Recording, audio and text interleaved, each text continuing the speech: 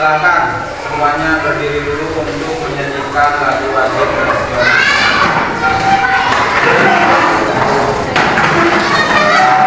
Sekarang mau lagu apa sekarang? Hah? Satu Nusa, padamu? Hah? Satu Nusa, Mbak, bareng-bareng 1, 2, 3.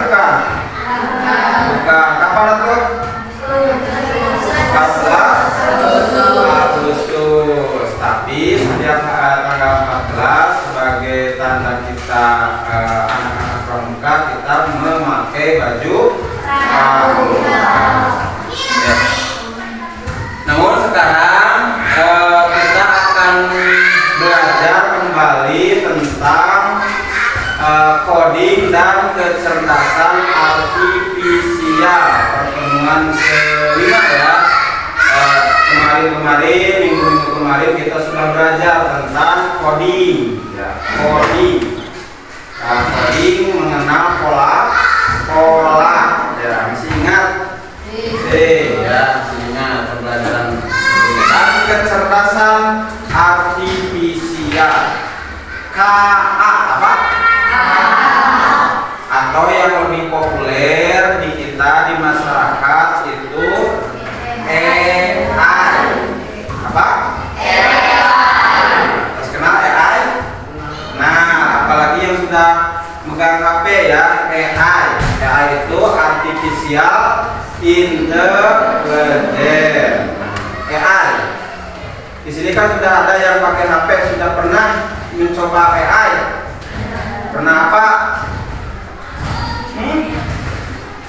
Apa? ChatGPT. Terus apa lagi?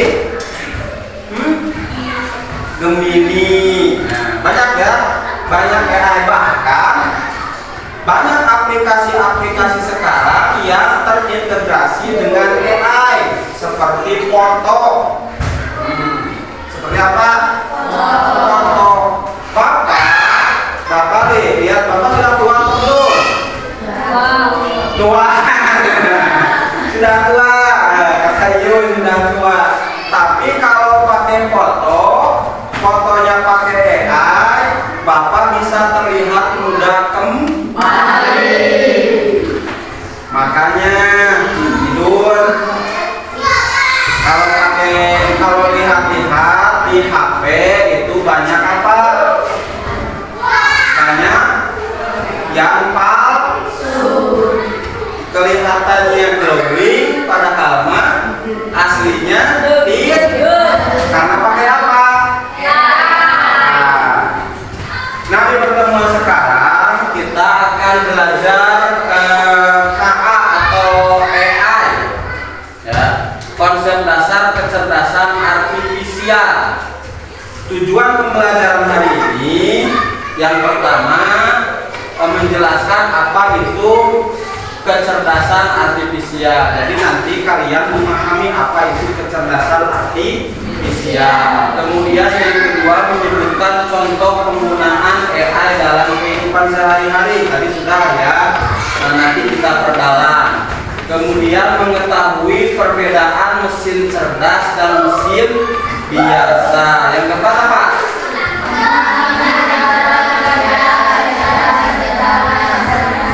Yang kelima?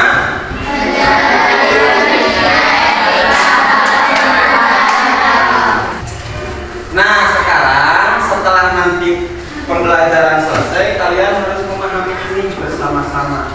Jadi kita bisa fokus belajarnya siap? Siap fokus? Oke, walaupun sudah siang, tapi harus tetap semangat pagi. Ya, harus tetap semangat pagi. Oke. Nah, sekarang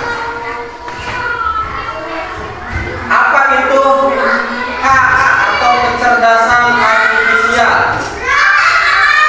Kecerdasan artifisial adalah teknologi yang membuat komputer atau mesin dapat berpikir dan belajar seperti manusia.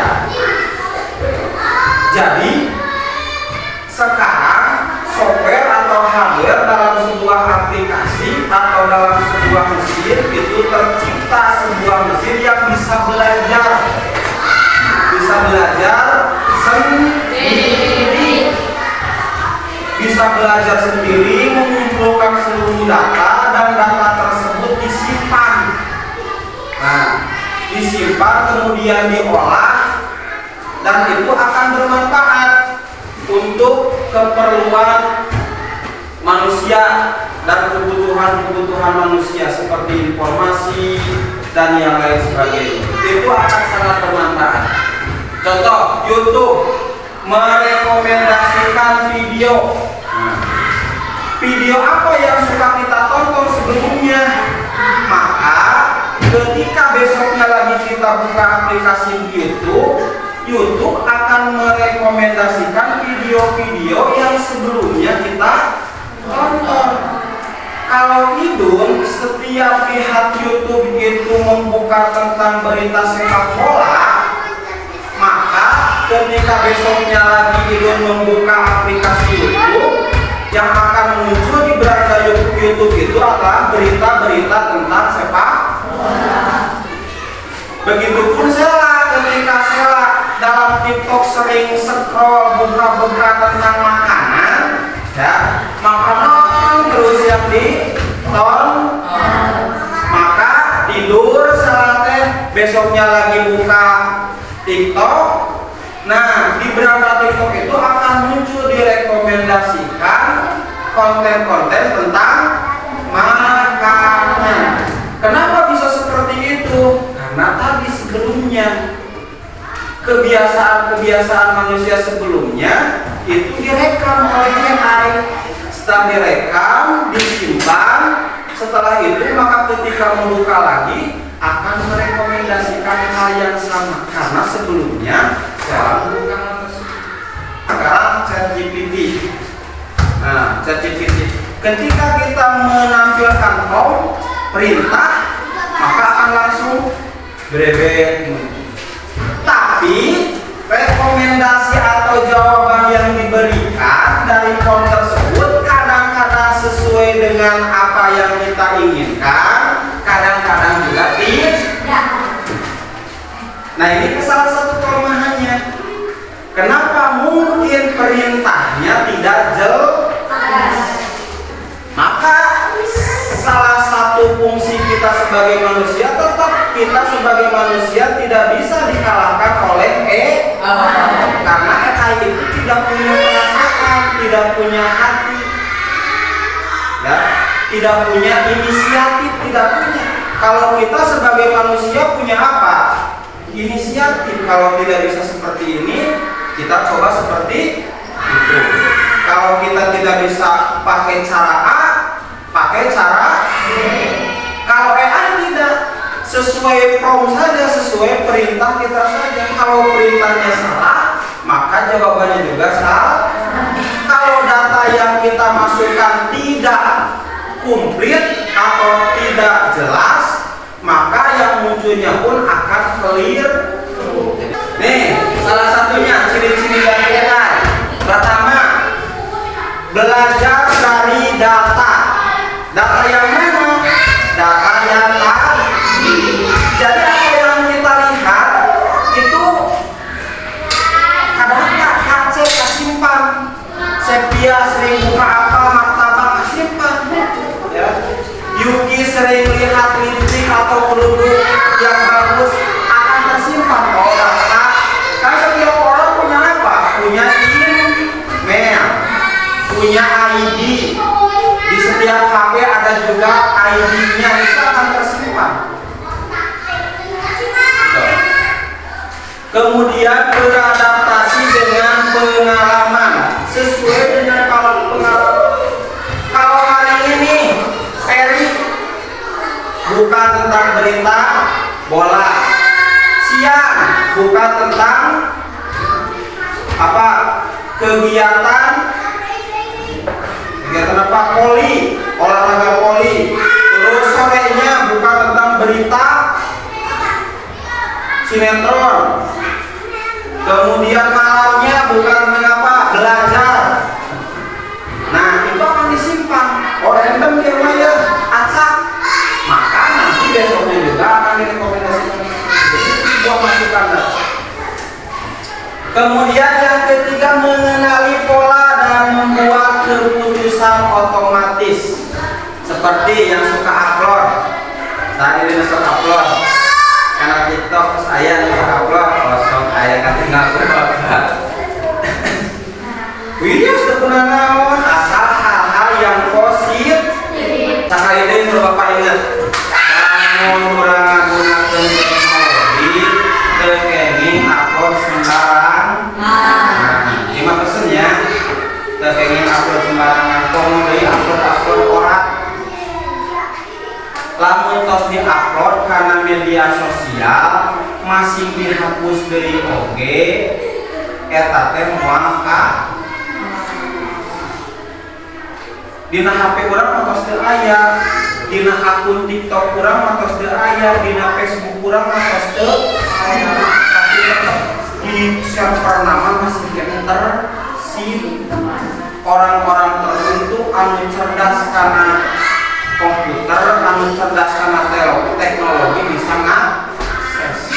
Lalu apa perbedaan kecerdasan artifisial dan manusia? Nah, ini yang penting yang perlu kalian ketahui. Perbedaannya, kalau AI belajar dari data. Dari apa? Data. Jadi AI menyerap seluruh data. Nah, sekali lagi AI menyerap seluruh data. Dari data tersebut, kemudian diolah oleh AI. Yang kedua, AI tidak punya emosi. AI mau ngalaman? AI mau ngalaman? Ngalaman sih Pak Firman.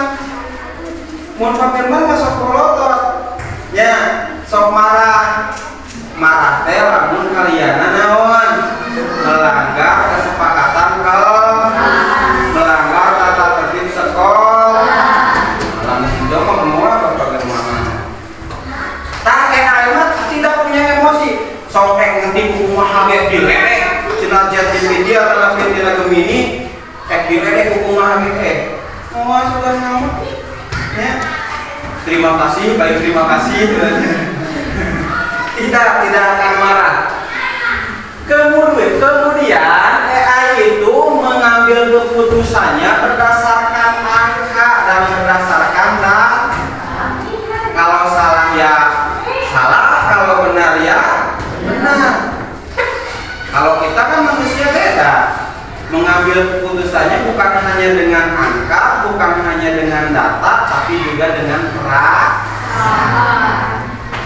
Kenapa? Dengan perasaan. Suka mengambil keputusan dengan perasaan. Sering kan kita, ya, sering. Si itu tidak bangun, tapi itu ditulungan kumaha karun. Manusia belajar dari pengalaman sebelumnya, bos. Kalau kita memperlakukan orang dengan baik, maka orang tersebut akan memperlakukan kita juga dengan baik. Ya, karena dalam kehidupan itu adalah sebab akibat. cerdas. Ketika kita berlaku baik, maka kita akan mendapatkan kebaikan. Kemudian kita punya emosi, kadang marah, kadang sedih, kadang malas, kadang lupa. Ya. Kalau AI tidak.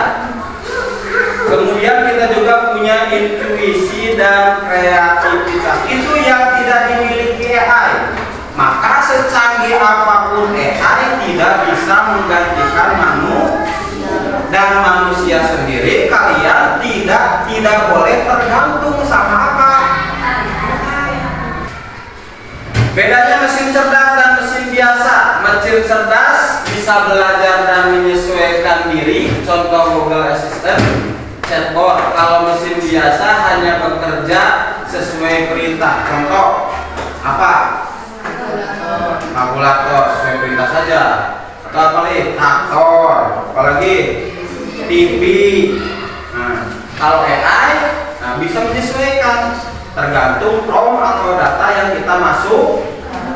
Kalau masukannya benar terus, maka data atau informasi yang dikeluarkan juga akan 99%. Nih, ini jenis-jenis KAA atau AI. NLP, ChatGPT, Google Translate, Speak Recognition, Siri, Alexa. Kalau orang mana masuk pakai suara ningannya, halo. Nah, kemudian image, nah tadi nu aneh glowing. Anu asalna urang huntu ngomong jadi pekerja aya. Atau nabi anu asalna urang hideung nggak bisa jadi put. Anu asalna pesek bisa jadi man. Atau autonomous agent. Mobil Tesla sekarang sudah ada mobil yang bisa nyupir sendiri. Kamu yang nabrak, kamu dipayun ya mobil. Nah ini cara kerja AI. Masukkan data, kemudian diolah, latihan, kemudian diprediksi oleh maunya seperti ini. Keluar. Contoh, AI diajari foto kucing, bisa mengenali kucing baru. Setiap AI diajari foto kucing, bisa mengenali kucing. Terus dikasih gambar foto kucing. Oh, jadi yang seperti ini adalah kucing. Maka ketika dimasukkan foto apa? Kelinci, maka si AI akan membaca. Karena pada awalnya sudah dimasukkan foto kucing beberapa kali. Kucing itu ada yang seperti ini, ada yang seperti ini, ciri-cirinya seperti ini, dan lain sebagainya diidentifikasi. Ketika dimasukkan foto apa? Foto kelinci, maka akan mengolah ini foto kelinci ini sesuai atau tidak dengan ciri-ciri foto yang sebelumnya yang disebut dengan foto kucing. Oh, kata yang itu tidak sesuai, maka AI akan menjawab ini bukan foto kucing. Nah, itu belajar seperti itu ya. Nah, sekarang juga kalian akan belajar itu, ya, akan belajar itu dalam permainan kelompok, walaupun karena AI itu adalah diambil dari kebiasaan kita sehari-hari. Seperti kemarin kalian kan suka datang dari rumah ke sekolah, terus kan belajar sehari-hari. Nah, sekarang kalian juga akan belajar bagaimana cara AI bekerja dengan memasukkan data-data, ya, belajar kelompok. Jadi instruksinya, Bapak nanti di sini punya kartu, ya, ada dua. Yang pertama kartu tentang sayur, kartu apa? Yang kedua kartu tentang buah. Nah, kalian bayangkan kalian itu adalah mesin AI. Bayangkan kalian itu apa? Mesin AI. Kemudian Bapak akan menginput, kemudian kalian mencatat data tersebut, mengolahnya data tersebut. Bila ada data yang kalian anggap benar, maka tulis benar. Bila ada data yang kalian anggap salah, maka tulis salah. Ya, ini lembar kerjanya Bapak bagikan. Kelompoknya sesuai sesuai kelompok biasa saja ya. Ini udah ya.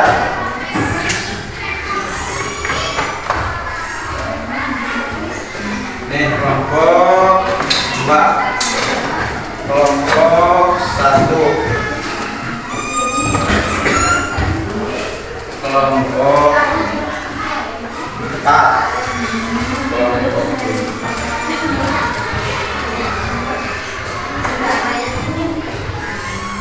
Pertama, lihat ke sini. Jadi yang pertama, lihat teman-teman ada yang mencatat tugasnya. Jadi bagi-bagi tugas tiap kelompoknya.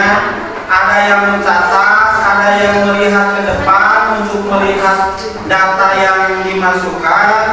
Kemudian ada yang mengolahnya apakah data ini termasuknya data yang benar atau data yang salah. Oke, lihat. Sebelah sini sayur, sebelah sini buah. Lihat.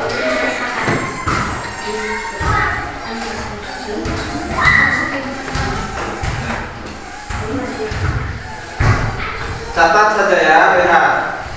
Udah tangkap? Udah tangkap?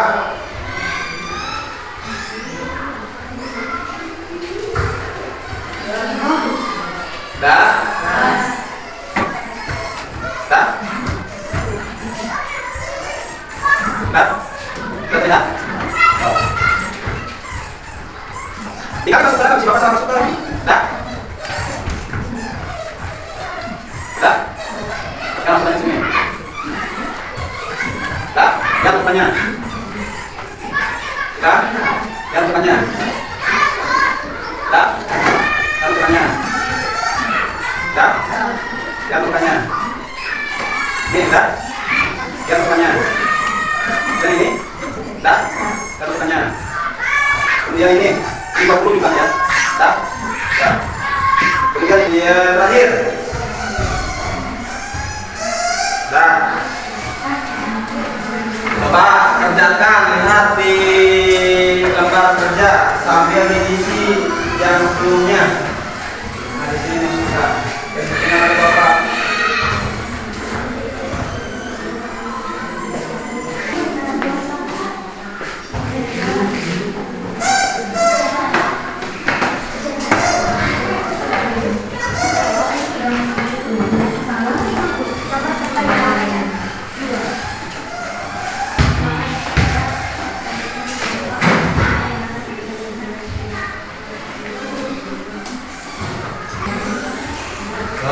Soal tuh kalau gitu ya. Ini saya. Kalau ini ya,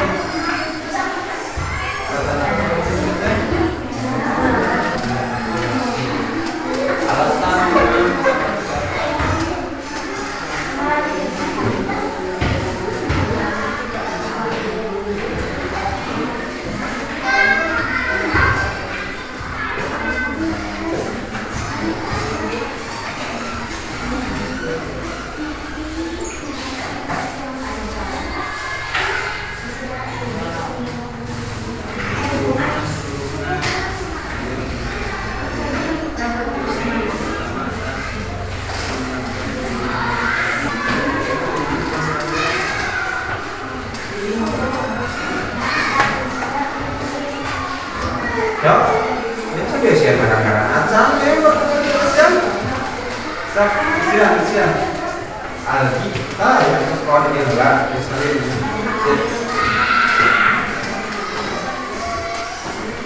presentasikan di untuk perwakilannya kelompok berapa?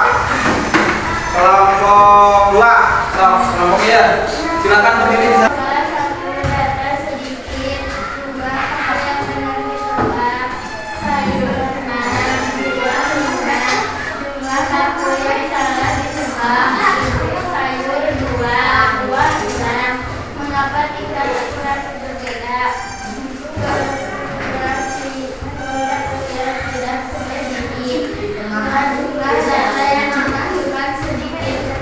Tangan untuk kelompok 2 yang kita mewakilkan. Perbedaannya di mana? Yang membingungkannya di mana? Di buah atau di sayur? Di buah. Kenapa membingungkan? Hah? Apa? Sing balik apa? Karena banyak dimasukkan jadi bingung. Terus alasannya apa? Balik. Sing keras.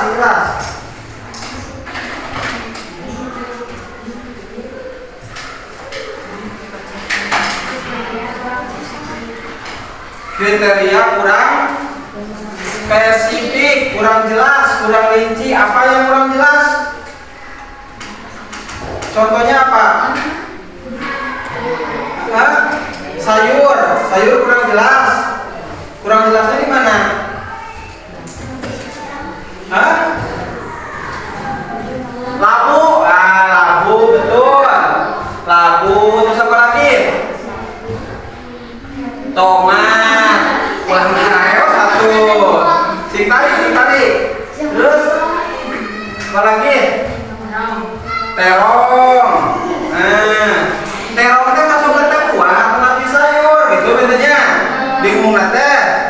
Terus apa lagi? Labu masuknya buah atau sayur. Terus tomatnya buah atau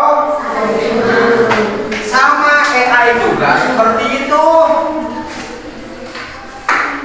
Kalau kriterianya tidak terlalu jelas, data yang dimasukkannya kurang banyak, sedikit, maka AI juga tidak akan terlalu akurat. Makanya harus jelas, kriterianya harus jelas, jumlah datanya juga harus banyak. Sekarang kita buat kriteria yang jelas untuk membedakan antara buah sama sayur. Coba kita buat dulu kriterianya, kriteria buah dan sayur. Buah, sayur, kriterianya agar jelas nanti dibacanya. Sayur itu yang seperti apa menurut kalian? Brokoli sayur. Terus apa lagi? Kacang, sawi. Terus apa lagi? Intinya yang berakar, ya. Jadi sayur itu yang berakar. Kalau buah yang berbiji, betul, berbiji. Dah, satu saja ini kriterianya. Maka kemungkinan salahnya juga akan semakin kecil kalau kriterianya jelas. Coba sekali lagi, Bapak lihat. Ini uji coba yang kedua. Dah, lihat masuknya. Oke, terus yang ini lihat masuknya. Nah, sekarang lihat sama atau tidak. Gimana teh? Jawab salah benarnya.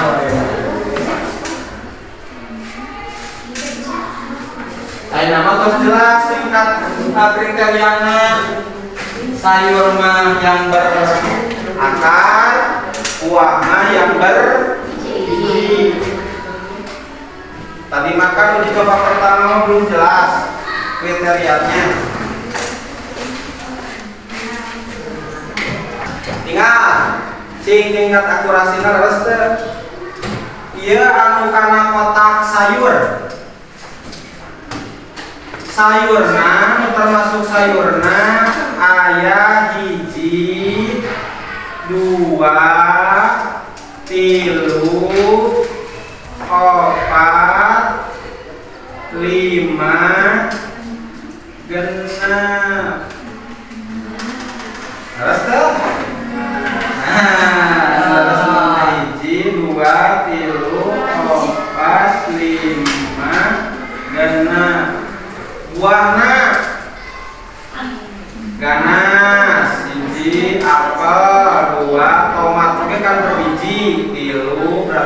buah. Jambu oh. Nah, jadi satu biji. Berarti kesimpulannya kriterianya sudah jelas, kalian juga sudah bisa membedakan. Hanya kekurangannya kalian belum bisa sefokus belajar juga harus fokus. Kenapa AI cerdas? Karena kalian juga bisa lebih cerdas daripada AI kalau kalian ketika belajar fokus. Ulang kalah ulang kalah ngomong lirik lir kasar.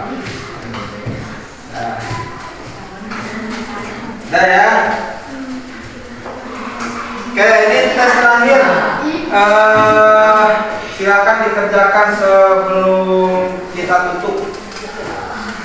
Agar lebih fokus mungkin tadi sekilas sekarang belum kiraku tadi salah dengan makanannya ya. Semua sekilas. Lebih fokus. Ingat checklist. Kiraku iya mah. Tadi mah sekilas ingat nanti.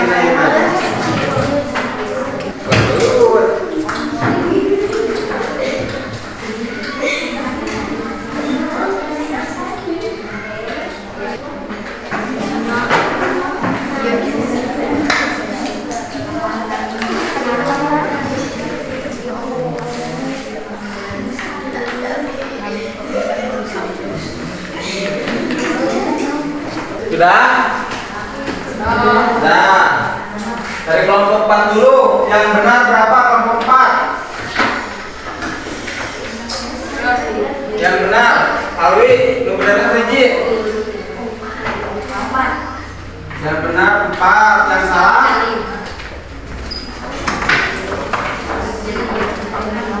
Hah? Benar. Kelompok 3, yang benar? 4, yang salah? Benar. Kelompok 2 yang benar? 4, yang salah? 6. Kelompok 1 yang benar? 4, yang salah? 6. Nah, kalau datanya jelas, kriterianya jelas, kemudian cara membacanya fokus, maka outputnya juga akan sama, akan persis dan akan benar. Begitupun cara kerja AI. Jadi AI itu tergantung data yang kita masukkan. Paham ya sampai di sini? Paham. Karena sudah paham. Nah, ini beberapa keterbatasan AI yang perlu kalian pahami. Bahwa kita sebagai manusia di era AI jangan pernah minder, karena AI itu tergantung manusia. Kalau kita memasukkan data-data yang salah, foto-foto yang jelek, yang negatif, konten-konten yang merusak, maka akan tersebar konten-konten yang negatif. Kalau kita upload hal-hal yang positif, maka keseharian kita di media sosial akan bertemu dengan hal-hal yang positif. Seperti halnya dalam kehidupan sehari-hari, bila kita berteman dengan orang baik, maka kita juga akan terbawa baik. Bila kita berteman dengan pencuri, walaupun kita tidak mencuri, maka kita akan dihakimi sebagai orang sama seperti pencuri. Jadi bergaulah dengan orang-orang yang baik di lingkungan yang baik, serta kita bisa menciptakan lingkungan yang baik, termasuk di sekolah. Ini etika penggunaan AI, ini etika di sekolah. Gunakan AI untuk belajar, bukan untuk mencontoh. Jangan bagikan data pribadi, disikatif. Terus periksa ulang hasil AI, karena hasil AI itu tidak mutlak kebenaran, tergantung tadi input data yang kita masukkan. Jadi ulah kena AI 100% benar? Tidak seperti itu. Tetap harus dicek, ya harus dicek. Gunakan AI untuk hal-hal tersebut. Jadi AI ada manfaatnya dalam kehidupan? Ada tidak? Ada, pasti ada ya banyak. Kemudian apakah AI bisa menggantikan manusia? Tidak. Bagaimana cara menggunakan AI dengan bijak? Tadi memasukkan data yang lebih banyak, kriterianya juga jelas, agar outputnya juga bagus. Paham ya sampai di sini, paham? Nah, kalau sudah paham, alhamdulillah pertemuan untuk pembelajaran hari ini sudah selesai. Ada pertanyaan sebelum ditutup? Pertanyaan saya? Kalau tidak ada, mari kita akhiri pembelajaran hari ini. Dan sampai jumpa di pertemuan yang akan datang. Untuk pertemuan yang akan datang, kita akan bahas masih tentang AI, tapi lebih ke etika, keuntungan, dan kelebihan dan kekurangan AI di pertemuan yang akan datang. Sampai di sini untuk pertemuan ini. Semoga kita diberikan kesehatan selalu, kalian juga diberikan semangat belajar terus ya. Jangan lupa di rumah kerjakan juga tugas-tugasnya. Kita akhiri dengan kebacaran hamdalah bersama-sama.